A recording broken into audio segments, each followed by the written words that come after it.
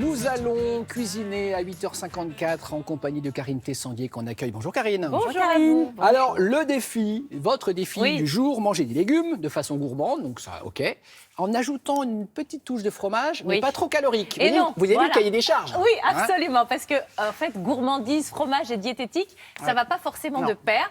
Et les marier tout ça, c'est pas évident. Mais pour cela, j'ai un allié. Évidemment, il s'agit de la cancoyote. C'est l'un des fromages les plus maigres qui existent. Ah ouais. 8 à 10% de matière grasse, grand maximum, contre 30% par exemple pour du comté.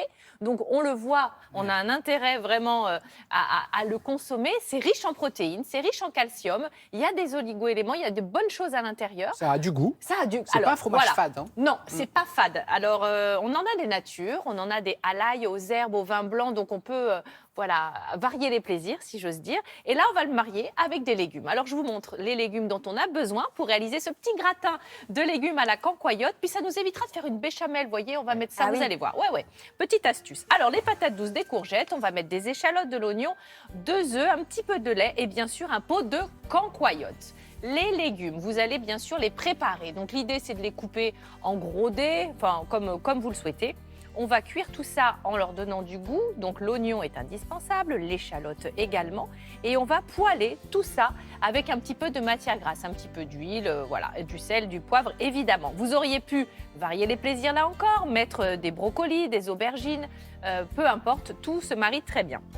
Donc dans notre poêle avec un peu de matière grasse, on va faire revenir les oignons.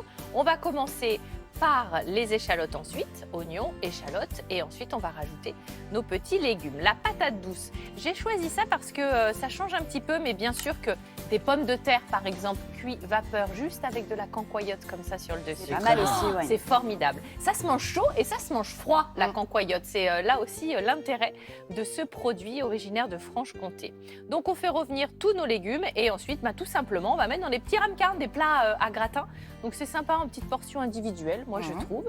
Donc cette fameuse cancoyote, regardez cette texture qui est quand même crémeuse, onctueuse, elle est gourmande, voilà, pour un minimum de matière grasse.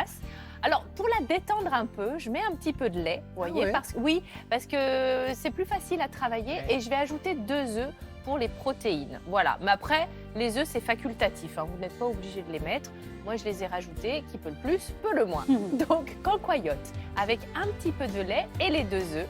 Bien sûr, vous pouvez goûter, rectifier l'assaisonnement si besoin. J'ai choisi de la cancoyote à l'ail pour la recette. Et vous allez mettre le tout, c'était pour la laine, hein.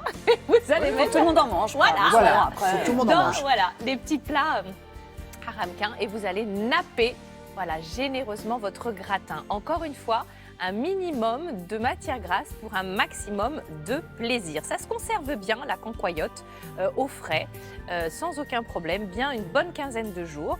Et puis là aussi, sur des escalopes de poulet, avec des œufs brouillés, c'est vraiment un produit qui mérite d'être connu. Et juste sur la cuisson des légumes, Oui. vous les avez mis tous en même temps. Est-ce qu'il ne faut pas respecter, en mettre certains d'abord pour que ça cuise de manière homogène? Alors j'ai commencé par la patate douce, Oui. après j'ai mis la courgette, mais on ne va pas au bout de la cuisson, comme ça va D'accord. continuer au four. On les garde un petit peu croquants encore, mais vous avez raison, c'est bien de suivre les plus, on va dire, durs. C'est ça, en premier. d'abord. Voilà. Et j'ai compris que l'œuf permet de solidifier le tout. Oui, aussi, ça permet de D'accord, prendre un petit peu l'ensemble, oui, tout à fait. Oui. Parfait. Bien. Demain, on se retrouve pour une recette fête des mères. Mais bien sûr, on va faire des petits boutons de rose avec des pommes rouges qu'on pourra offrir à nos mamans qu'on aime tant. Merci Karine.